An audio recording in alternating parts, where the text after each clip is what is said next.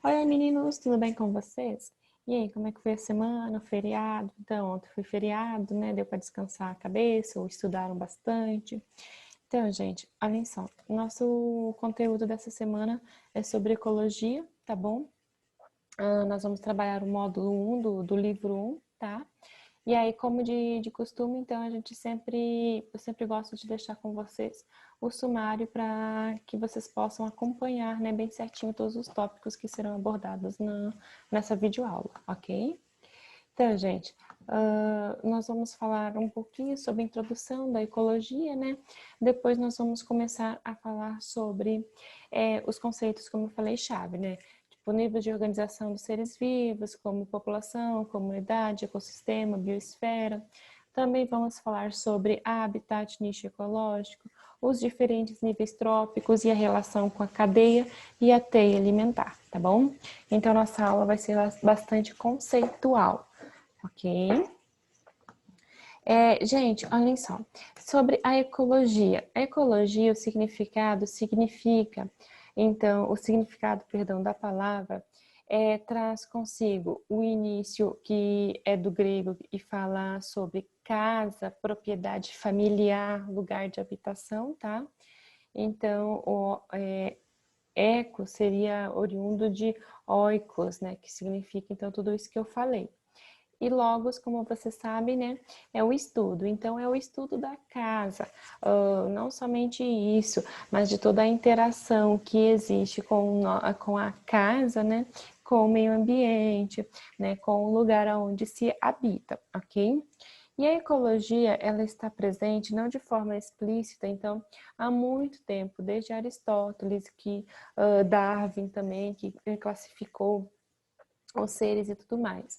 Mas ela só foi ganhando nome e como disciplina mesmo em 1900, tá bom? Mas em 1869, Ernest Haeckel, né? Haeckel, tá? Perdão. Ele foi, então, um grande estudioso que aplicou ainda mais as classificações de Darwin. Então, ele estudou a fundo a classificação de Darwin e criou uma árvore, então, genealógica relacionando, então, todas as formas de vidas, tá bom? Então, se vocês forem analisar, cada um desses pontos aqui tem um grupo de seres vivos. Então, por exemplo, aqui no ápice, né, nós teríamos os seres humanos, né, mas também tem os moluscos, os anelídeos, os artrópodes, os protozoários, as plantas e assim por diante. Então, ele criou uma árvore genealógica relacionando todas as possíveis formas de vida, tá? Em 1957, nós também temos um outro ecologista que foi muito importante, né, principalmente para essa questão de conscientização sobre o aquecimento global, sobre o consumo excessivo, né, sobre os descartes corretos do lixo, sobre o efeito estufa, então todos esses assuntos que a ecologia sempre trazem bastante discussão, né, a consequência dos seres humanos sobre a Terra. Então, na verdade, esse Eugene Odum, ele foi um dos primeiros, foi o pioneiro a publicar trabalhos sobre a ecologia em si e também sobre pontos críticos aonde permitiam um debate sobre consciência social, tá? Sobre a conscientização dos seres humanos perante o ecossistema, as consequências, como eu falei antes, dos nossos atos sobre o planeta Terra, tá bom? Então, esses são dois grandes nomes que trabalharam de forma direta ou indiretamente com a ecologia, tá bom? Mas hoje sabe-se que a ecologia ela tem um peso muito importante, principalmente nessa questão de discussão, né, sobre os nossos atos perante as transformações que a natureza está sofrendo, sobre efeito estufa, né? Sobre a morte, então, de milhares de espécies, sobre essas queimadas excessivas, sobre o consumo realmente, né? A pegada ecológica, que inclusive nós vamos falar mais adiante, tá ok? Então, é um conteúdo bastante atual. Sem contar que a ecologia, ela realmente relaciona, então, a nossa vida, os seres vivos, com o meio em que vive, tá bom? Permitindo dessa forma estudar a interação, não somente as consequências, mas a interação tanto para o lado benéfico quanto para o lado maléfico, né, dessa interação, tá bom? E não apenas dos seres humanos, mas de todos os seres vivos, né?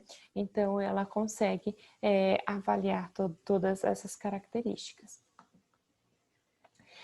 Mas para a gente entender um pouco aonde se encaixa a ecologia, é interessante a gente voltar a falar sobre os níveis tróficos, tá ok, gente? Perdão. Os níveis, então, de organização dos seres vivos, tá bom? Se a gente for considerar desde o início, então nós temos vários ramos da biologia que trabalham com esses níveis de organização. Porque se nós formos considerar, então, do primórdio, nós temos o átomo, né? Depois as moléculas, que são constituídas por vários átomos. Essas moléculas, então, formam as organelas, que desempenham diferentes funções nas células. A célula, que é a estrutura funcional da vida, né? Então, o que caracteriza um ser vivo é justamente a presença da célula. Os tecidos, que são as junções de células com características semelhantes, que exercem funções, então, as mesmas funções, permitindo dessa forma que elas trabalhem em conjunto, né? Os órgãos, que são conjuntos, então, de tecidos, né? E o sistema, né? O sistema, então, é o conjunto de todos os órgãos que trabalham em um organismo para fazê-lo funcionar, tá bom? Aí, depois do organismo, vem a população, a comunidade, o ecossistema e a biosfera. Se nós formos analisar, então, os pontos da biologia que estuda cada um desses níveis de organização, nós podemos considerar, por exemplo, aqui a citologia, que estuda as células e as organelas. Nós podemos distinguir a histologia, que estuda os tecidos, a fisiologia, que estuda os órgãos, os sistemas, funcionamento, né, dos órgãos do sistema. A anatomia, que estuda a estrutura como um todo, né? E a ecologia, que estuda já a população, a comunidade, o ecossistema, a biosfera, tá? Então, esses níveis de organização permitem classificar a biologia em diversos subgrupos, né? Onde, dependendo da complexidade, do arranjo, né? Ele envolve uma das áreas da biologia, tá bom?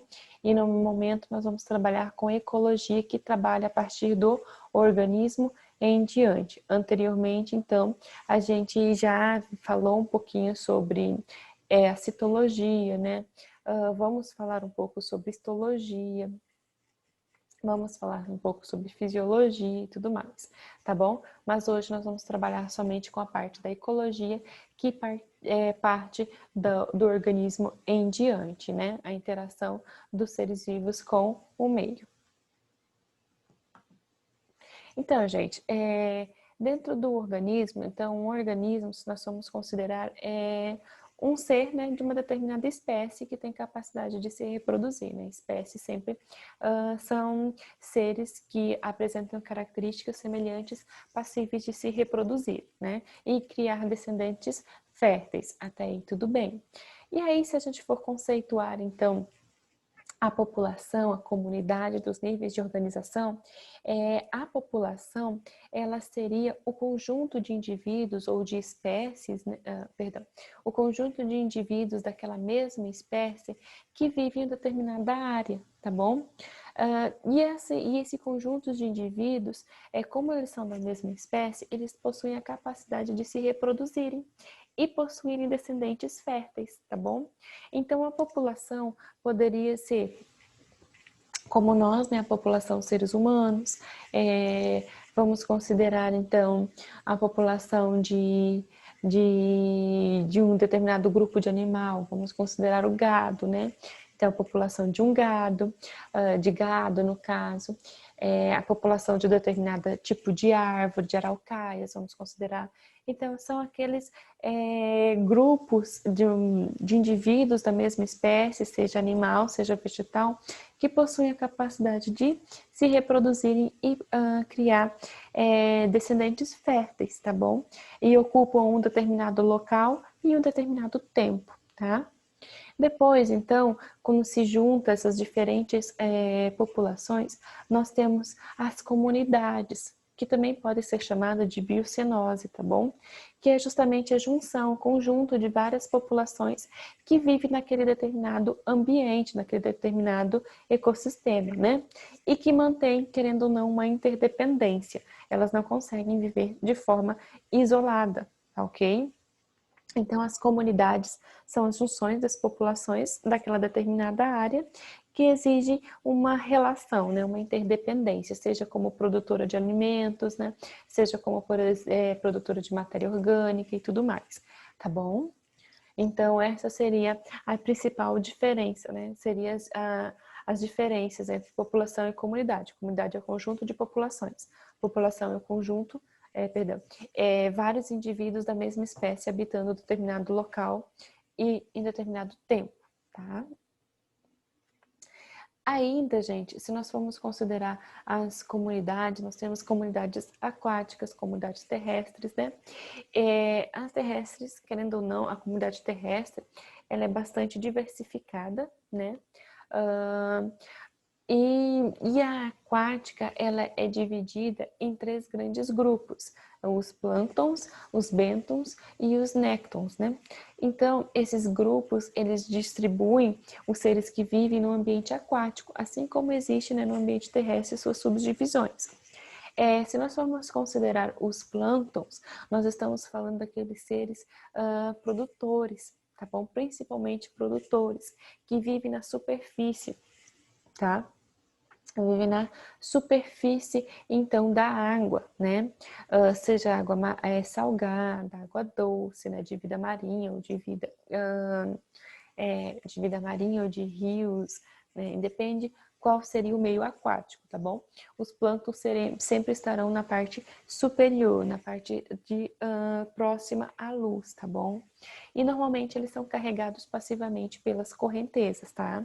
Então, eles são distribuídos naquela região aquática, naquele local, naquela dimensão, de acordo com a correnteza, tá bom?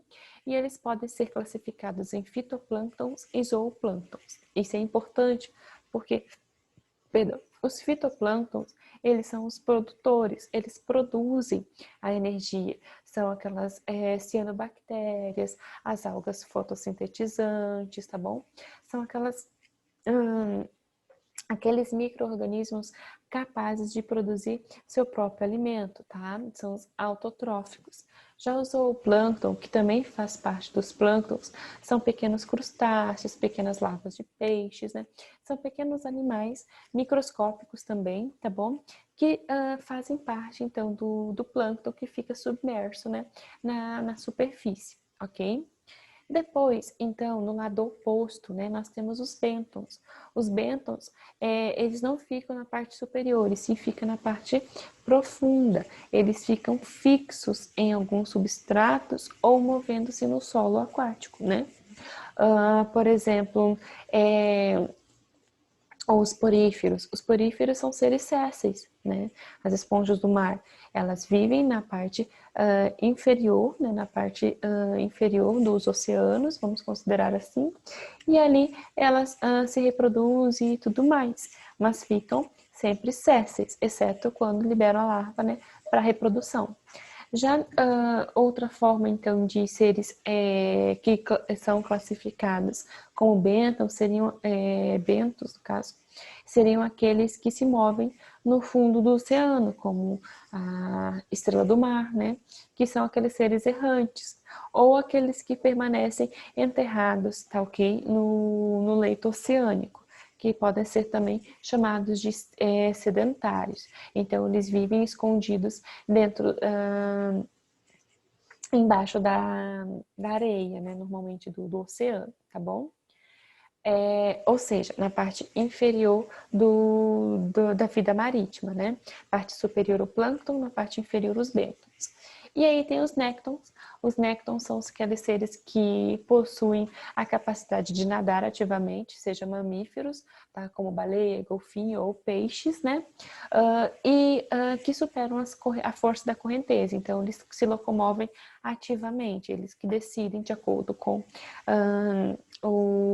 a capacidade migratória, né?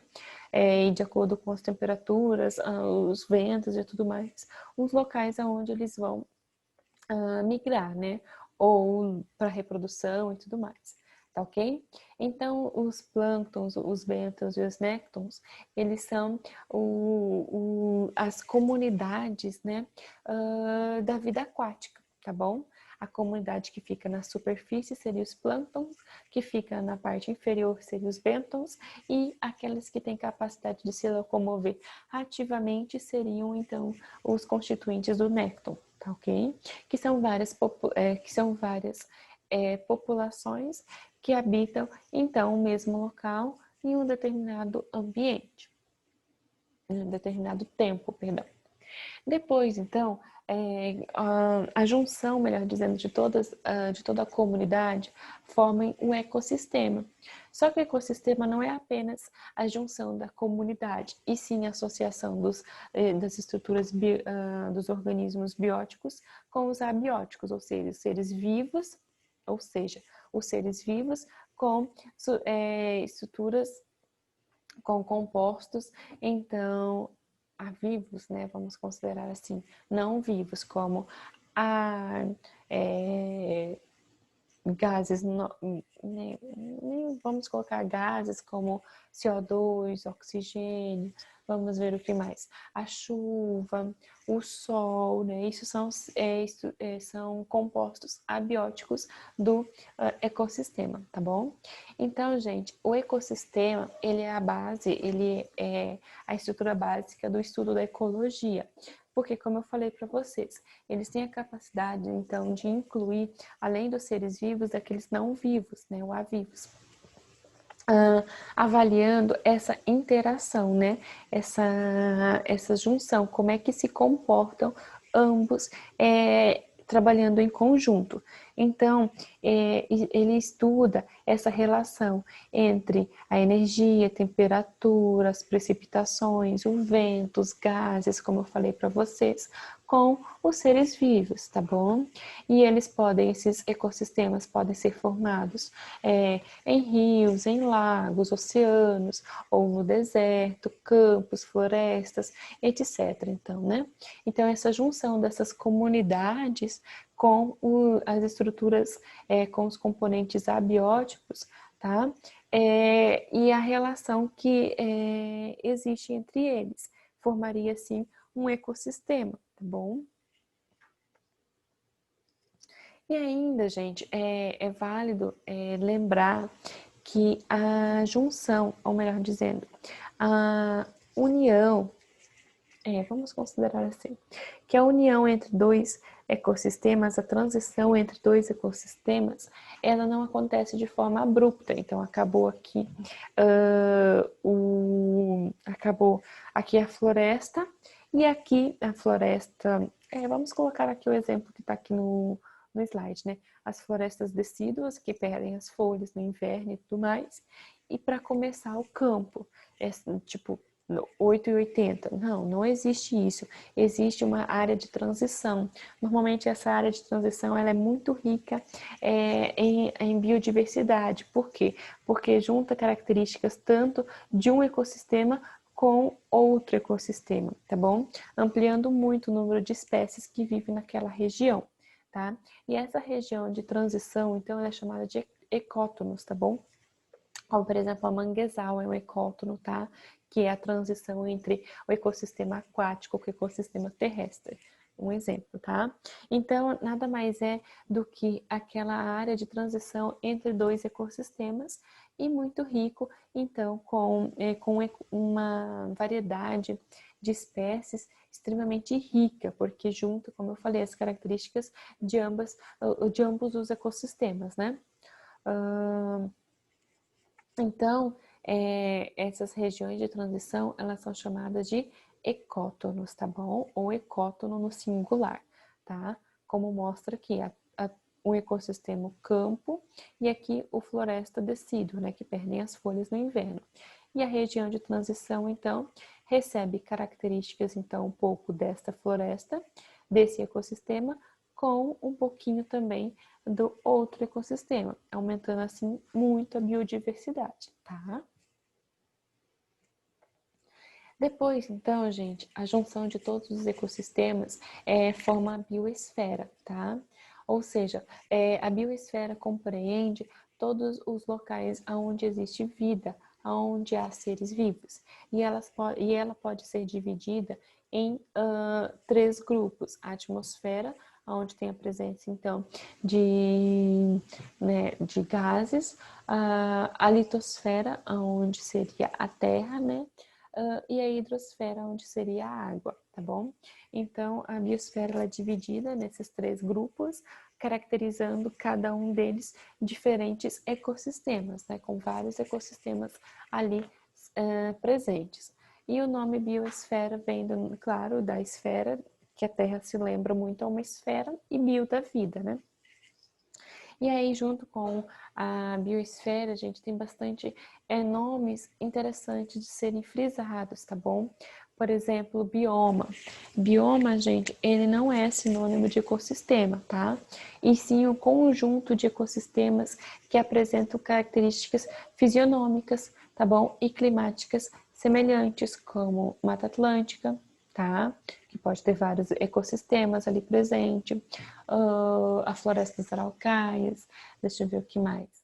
O cerrado, né? Então, cada um desses biomas, eles apresentam diferentes ecossistemas, ou seja, diferentes comunidades habitando, né, em um mesmo local, mas que apresentam características fisionômicas e, inclusive, climáticas semelhantes, né? Então, eles são agrupados em biomas, como a tundra, é outro exemplo, né? Também é um bioma onde tem vários ecossistemas ali interagindo entre eles, tá bom? Depois tem os hotspot ecológico, que é uma área especial, gente. Ela recebe o nome especial porque é um lugar onde se necessita, né, conservar a vida, ou de preservação ecológica realmente, porque tem uma alta biodiversidade e está ameaçada, então, no mais alto grau, né, de devastação. Então, é um local onde se delimita a preservação ambiental, para não perder essa biodiversidade, não acontecer um desequilíbrio, então, e as espécies acabar morrendo, entrando em extinção e tudo mais, tá bom? Depois nós temos o corredor ecológico, que é importantíssimo para aumentar a variabilidade genética entre as espécies, porque é uma faixa, gente, é uma faixa de vegetação entre lugares florestais, em ambientes florestais, permitindo então que aqueles indivíduos que estão em um fragmento de uma floresta com aqueles que estão em outro possam então cruzar entre si, né, a fauna fazer cruzamentos, né, permitindo assim um aumento nem da biodiversidade, mas sim da variabilidade genética. É importante manter esses corredores, por quê?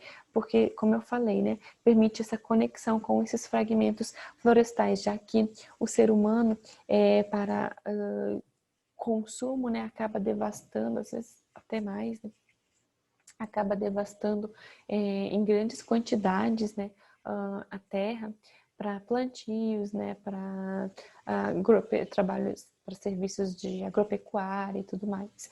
E aí, então, acaba criando matas isoladas, necessitando dessa forma desses corredores, que são pequenas ligações, né, reservas, nem chega a ser reserva, né, mas são pequenos locais preservados de mata nativa que permite que aqueles animais em um determinado espaço florestal possam se comunicar com aquele outro grupo de animal, aumentando, como eu falei, dessa forma, a variabilidade genética, tá bom? Ainda, a gente pode frisar, gente, em relação à ecologia, a pegada ecológica, que seria a pegada ecológica, gente? Ela é um método criado, né, justamente para verificar o quanto de consumo você melhor, nem é um quanto de consumo, né? É o quanto de querendo ou não, entra no consumo, que seria o quanto de consumo você realiza utilizando os recursos naturais. Se você consome, extrapola os recursos naturais ou não, ou se sua vida permite um consumo equilibrado entre o que a Terra pode oferecer, tá bom? Então, um método de contabilização ambiental, tá? Que justamente avalia esse nosso consumo, né, perante os recursos que são oferecidos, tá? Então, normalmente, nós, de uma forma geral, consumimos muito mais do que a natureza pode oferecer. Então, se formos considerar a quantidade de planeta Terra que necessitaria para o consumo humano, seria no mínimo 3, né? E existe todo um questionário, todo um passo a passo para saber qual é a sua pegada ecológica. Então, quanto de consumo, né, você realiza atualmente? Se está dentro da faixa considerável, razoável, se extrapolou ou se está bom, né? Ok, gente? Então, essa pegada ecológica nós vamos ver um pouquinho mais adiante. Até vou trazer um questionário aqui, se vocês quiserem responder, para realmente saber a sua pegada ecológica, tá? Mas antes disso, vamos analisar aqui no contexto de interligação, né? Entre população, comunidade, ecossistema e biosfera. Como a gente pode observar aqui, está tudo interligado, né? A população, comunidade, ecossistema e biosfera. Então, são subconjuntos, né? Subconjuntos não, são fragmentos, né, divididos dentro da ecologia que constituem o mundo como um todo, tá bom? Então, a população, gente, seriam os indivíduos da mesma espécie, tá? A comunidade é a relação, então, entre essas espécies, tá? Entre grupos populacionais. O ecossistema, então, é a junção da comunidade com os seres, com as estruturas, né? Eu quero falar seres, mas é errado, com a parte, agora achei a palavra, a parte abiótica, então, do mundo, tá bom? Então, se nós formos considerar, estuda também as mudanças no ecossistema, de acordo com as sucessões ecológicas, ou com o impacto dos seres humanos e tudo mais, tá bom? E a biosfera é a interação dos ecossistemas, tanto na parte terrestre, aquática ou da atmosfera, né, aérea. Aí, se a gente for voltar então um pouquinho sobre a pegada ecológica, ela avalia justamente o consumo então das sociedades perante os recursos naturais oferecidos. Então, dos recursos naturais, quanto que você consome? Qual é a sua pegada ecológica, tá bom? É muito importante porque realmente analisa os seus hábitos de vida, tá bom? Em relação a capacidade de usar os recursos naturais, então, de uma forma equilibrada, tá ok? Então, ela analisa o ciclo de vida, tá bom? Permitindo analisar tanto a parte hídrica, o consumo de água, o consumo, então, não é o consumo, né? A produção de CO2, de carbono, tá? Permitindo assim avaliar os processos produtivos disso aqui perante então os recursos naturais, né? Fornecidos pela natureza, tá? Quais seriam esses recursos, então? O carbono, né? Pastagens, as florestas, os recursos pesqueiros, áreas de cultivo e área construída. Então, esses seriam os recursos que seriam utilizados, tá bom? Então, sempre a pegada ecológica, ela levanta esse seguinte questionamento. Considerando a quantidade de recursos disponíveis, ou seja, a biocapacidade em escala local e global e a capacidade de regeneração da biosfera, qual é a quantidade de recursos que pode ser consumida direta ou indiretamente pelos seres humanos? ou por você, né? Então, ela avalia justamente esta questão, liberando em hectares, tá bom? E aí, gente, eu trouxe aqui um pouquinho de umas questões que avaliam justamente a pegada o cálculo da pegada ecológica realmente, tá bom? Então, gente, olha, a primeira pergunta se eu não me engano, são 14 questões. A primeira pergunta é o consumo com carne vermelha. Então, com que frequência você come carne vermelha? Daí tem as alternativas aqui, desde nunca até sempre, né? E aí você marca, né? Depois, com que frequência você come peixes ou fruto do mar, né? Também você escala de A a E. Ou você utiliza aparelho de ar-condicionado ou aquecedor em sua casa? Além disso, qual é a procedência dos alimentos que você consome? Só supermercados? Ou de feira, plantio próprio, né? Quantas vezes ao ano você compra sapatos ou roupas novas? Também avalia. Com que frequência você e sua família compram eletrodomésticos e equipamentos eletrônicos? Também avalia a frequência. Depois, com que frequência você compra jornais, revistas ou livros, né? Então, normalmente diariamente ou faz leituras pelas internet, recebendo algum material impresso. Como você descarta o lixo produzido em sua casa? Também tem essa escala de não descartar, de descartar, de descartar não, de separar, de não separar, tá? Se usa lâmpadas econômicas, ou seja, de LEDs, né? Ou fluorescentes, ou que meio de transporte você costuma mais usar, se é o próprio, ou se é público, né? Se é bicicleta, mas ele avalia, classifica então essas alternativas também para o meio de transporte. Depois, você consome refrigerantes, com que frequência, né? A frequência do consumo. Além disso, quanto tempo você gasta no banho? Então, ele também analisa isso.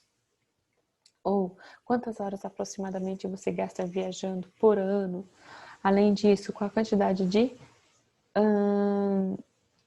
melhor dizendo, qual a quantidade, então, de alimentos que você consome que contém açúcar refinado? Ele também classifica aqui em 3 escalas. E aí, de acordo com o que você anotou, né, as alternativas, você tem uma pontuação, tá bom? Quanto mais baixa a sua pontuação, pior a sua pegada ecológica, mais você consome, como é que eu posso falar? Mais você gasta, né? Você gasta mais do que a natureza pode oferecer, tá bom? Então, se você tiver uma soma entre 50 e 70 pontos, a sua pegada é bacana, ou seja, você está com equilíbrio entre os recursos naturais que o ambiente local ou mundial oferece com o que você consome. Pegada moderada, que você está, então, em um ponto ainda com um grau de consumo um pouquinho maior, mas que você pode observar, então, alguns hábitos que podem melhorar para que sua pegada fique boa, né? E a pegada, então, larga, que seria aquela pegada onde você consome muito mais do que a natureza pode oferecer, né? Então, o seu consumo é muito maior perante aos produtos, a biodiversidade, né? Que ela pode oferecer para suprir esse consumo. Bom, depois, então, gente, nós temos a relação entre habitat e nicho ecológico, né? Habitat seria o endereço ou local onde determinada espécie é encontrada, tá bom? Por exemplo, aqui os camelos seriam no deserto, né? O lobo seria nas florestas. Cadê os pinguins na região mais gélida, né? Nos lugares mais congelados, onde tem bastante gelo. Então, seria um endereço onde aquela determinada espécie vive dentro do ecossistema. Já o nicho ecológico, gente, seria a profissão, ou seja, o papel biológico daquela espécie no ecossistema, tá bom? Ou seja, ele avalia, por exemplo, se aquela espécie ela é noturna ou é diurna, né? se o modo de reprodução, se é consumidor, se é produtor, e tudo isso, né? Ela analisa tudo isso com a relação com o meio ambiente. Então, ela analisa também, por exemplo, se aquela determinada espécie, qual é o tipo de vegetação que ela necessita, se tem áreas de trocas ou de nidificação, ou seja, de criação de ninhos, né, como os passarinhos, a temperatura e a umidade e a disponibilidade de alimento. Tudo isso, então, determina o nicho ecológico daquela determinada espécie, né? Ou seja, a profissão dela, tá? Então, se nós formos analisar aqui essa pequena relação, o habitat seria a morada, o habitat seria a morada, o endereço, o nicho ecológico seria a ação e o ecossistema seria a interação entre nicho e habitat, né? De todos os seres vivos daquele determinado local. Depois, então, gente, nós temos os níveis tróficos. Os níveis tróficos nada mais são do que a nutrição, né? Os níveis de nutrição de determinadas das espécies, melhor dizendo, tá? E esses níveis, então, tróficos, essa capacidade de nutrição, ela divide os grupos em produtores, consumidores e decompositores. Onde os produtores, eles têm a capacidade, então, de produzir seu próprio alimento, são autotróficos, ok? Fotossintetizantes, quimiosintetizantes, entrando ali as plantas, né? As algas, as cianobactérias, as bactérias quimiosintetizantes, são todas produtoras, né? Então, elas produzem seu próprio alimento, ok? A partir de substâncias inorgânicas, de matéria inorgânica, juntamente com a luz solar, tá bom? Depois tem os consumidores. Os consumidores seriam aqueles que se alimentam dos produtores, né? Esses consumidores, eles podem ser primários, secundários, terciários, de acordo com o seu... Como é que eu posso falar? De acordo com o seu nível trófico, né? Consumidor primário, por exemplo, ou melhor dizendo, de acordo com a cadeia alimentar.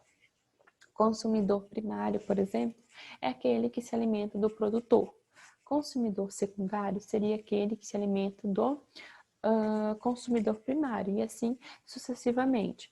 Então, os consumidores, por exemplo, podem ser classificados em herbívoros, que se alimentam de plantas, de produtores, em carnívoros, que se alimentam, então, de outros seres vivos, e de onívoros, que podem se alimentar tanto de produtores quanto de consumidores, e os necrófagos, que se alimentam de matéria morta. Não os decompositores, né? Os necrófagos, que são os comedores de carniça, né? E, por último, nós temos os decompositores. Os decompositores seriam fungos e bactérias que processam o material orgânico e transformam em moléculas em compostos inorgânicos e devolvem para a natureza, para novamente serem utilizados, então, pelos produtores, iniciando novamente esse ciclo dos níveis tróficos, tá bom? Já a cadeia alimentar, gente, seria, como até eu falei anteriormente, a sequência, então, dos alimentos a partir dos seres vivos, tá bom? Ou seja,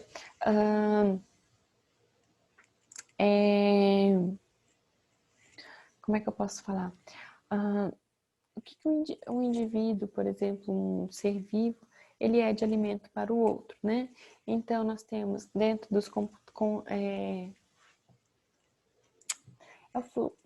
vamos pensar aqui de uma maneira diferente. Seria o fluxo de energia passado a partir, então, dos seres vivos de acordo com o seu tipo de nutrição, né? Então, seriam os produtores, os consumidores e os decompositores. Mas, por exemplo, os consumidores primários, eles se alimentam dos produtores. Então, eles recebem uma grande quantidade de energia proveniente, então, dos produtores. Os consumidores primários, eles se alimentam dos os consumidores secundários se alimentam do consumidor primário, né?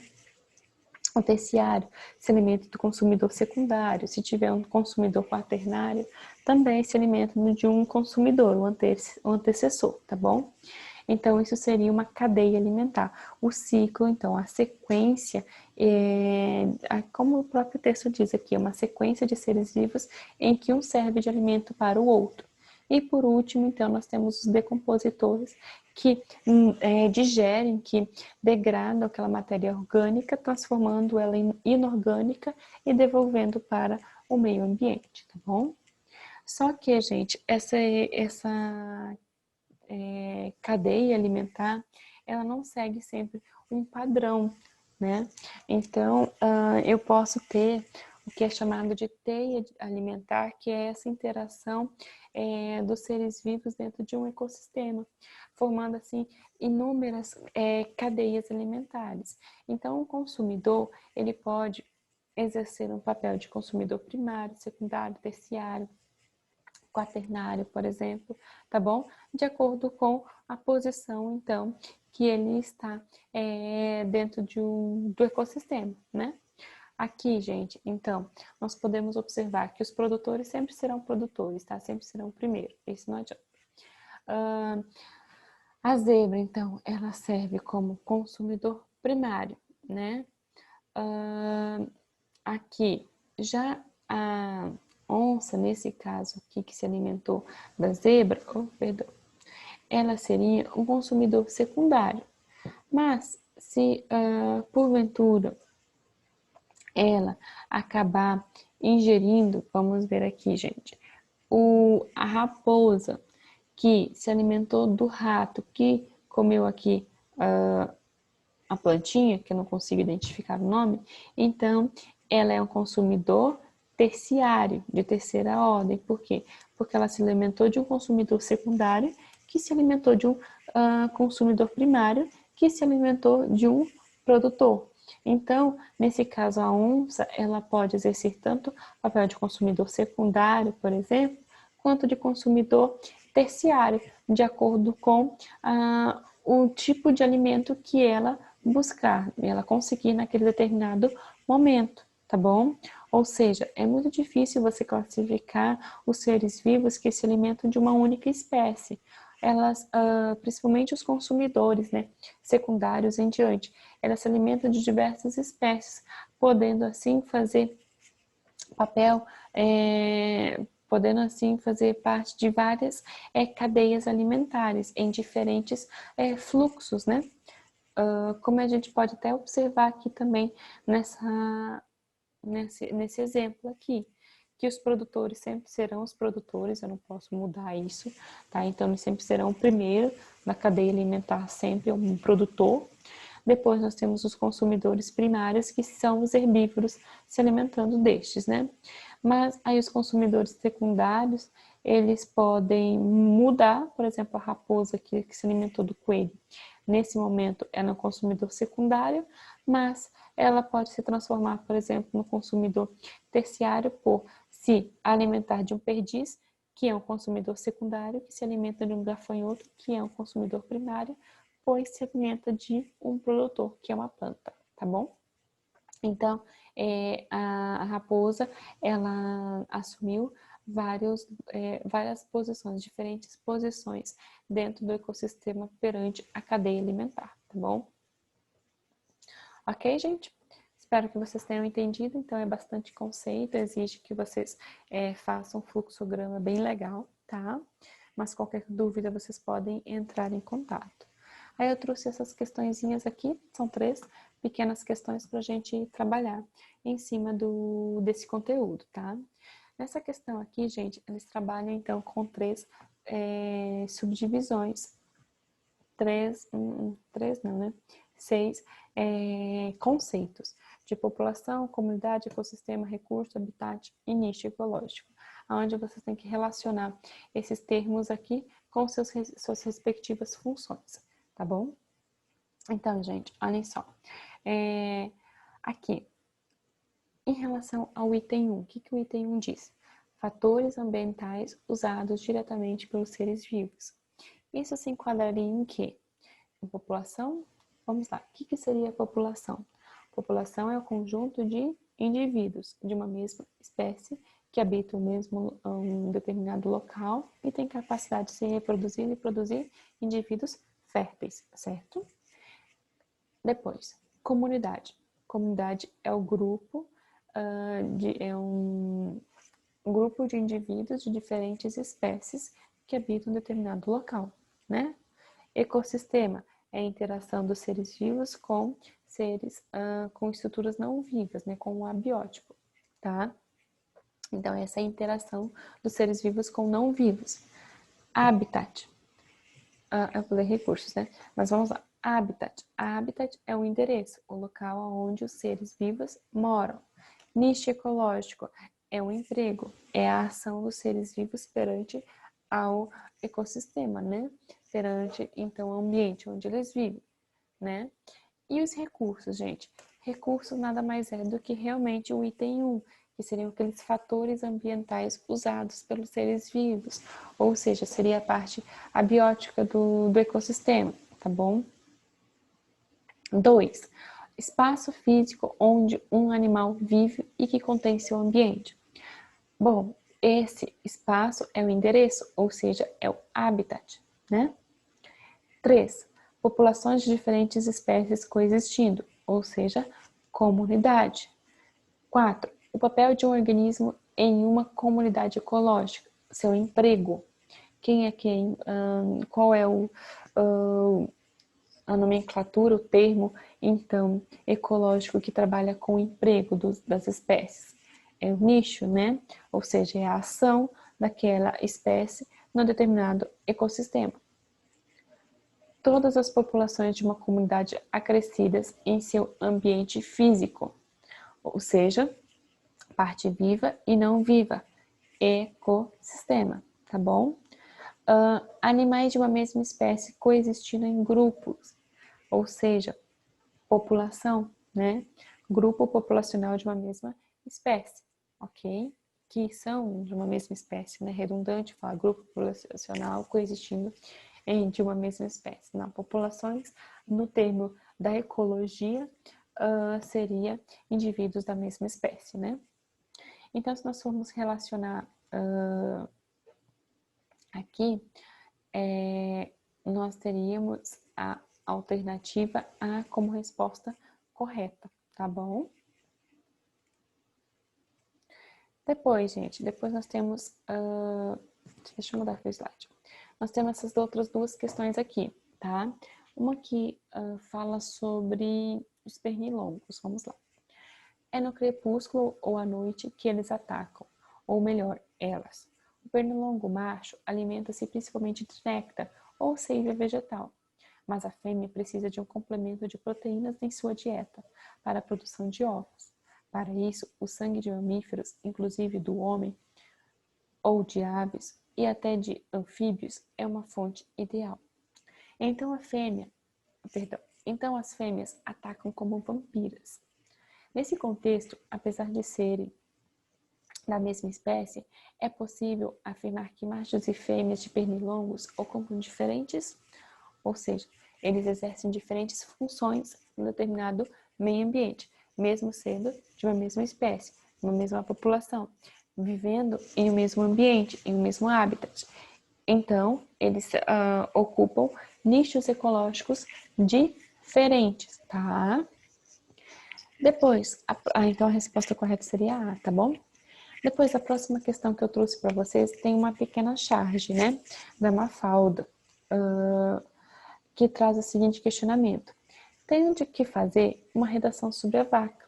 O que será que escrevo, Miguelito? Então, Miguelito responde. A vaca vive no campo, ela come pasto, pasto e mais pasto. Muito pasto. Depois a vaca vem para a cidade e a gente come ela. Pronto. Quer dizer, então a Mafalda fala, quer dizer que para você, a vaca é um intermediário entre o pasto e nós? E aí, gente, aí ela fala o seguinte, a questão. A posição ocupada pela vaca na interação apresenta na tirinha a característica como? Então, qual é o nível trófico, ou dentro da cadeia alimentar, melhor dizendo, que a vaca existe? Ela é uma produtora? uma consumidora primária, secundária, terciária ou decompositora. O que seria uma produtora? Aquela capaz de produzir seu próprio alimento, autotrófico. Plantas, bactérias, fotossintetizantes, cianobactérias, né? Quimiosintetizantes, ou seja, autotróficos. O que seriam consumidores? Seres heterotróficos, que não produzem seu próprio alimento, eles buscam seu alimento a partir de outros consumidores ou a partir de produtores. E decompositores também são seres heterotróficos que buscam seu alimento de matéria orgânica em morta, no caso, decomposição, né? No caso, eles que decompõem. Então, a vaca, ela se enquadra em um produtor? Ela produz seu próprio alimento? Não, né? Porque a Mafalda, inclusive, fala: você considera a vaca um intermediário entre o pasto e nós? Pasto seria planta. Planta é um produtor, tá bom? A vaca, se é um intermediário entre nós e o produtor, seria um consumidor primário, né? Por quê? Porque ela se alimenta de pasto. E nós, nessa situação, seríamos um consumidor secundário que se alimenta dela, que por sua vez se alimentou do pasto de um produtor, tá bom? Então, o produtor sempre ocupa o primeiro local da cadeia alimentar, tá bom? Depois, os consumidores primários, que ocupam o segundo lugar, podendo ser diferentes consumidores primários, mas que se alimentam dos produtores. Os consumidores secundários e terciários, inclusive os primários, dependendo se for onívoros, né, eles podem mudar, tá bom? Os onívoros, eles têm a capacidade de serem tanto consumidores primários, secundários, terciários e tudo mais. Os carnívoros não. Os carnívoros são seres que se alimentam de outros consumidores, tá bom? Ok? Então, a alternativa correta seria a B. A vaca seria uma consumidora primária, tá? Então, é isso, tá, gente? Eu espero que vocês tenham gostado. Qualquer dúvida, vocês podem entrar em contato. Não tem problema, tá bom? Vocês sabem disso. E aí, estou à disposição. E qualquer coisa, semana que vem nos encontramos novamente para mais um módulozinho.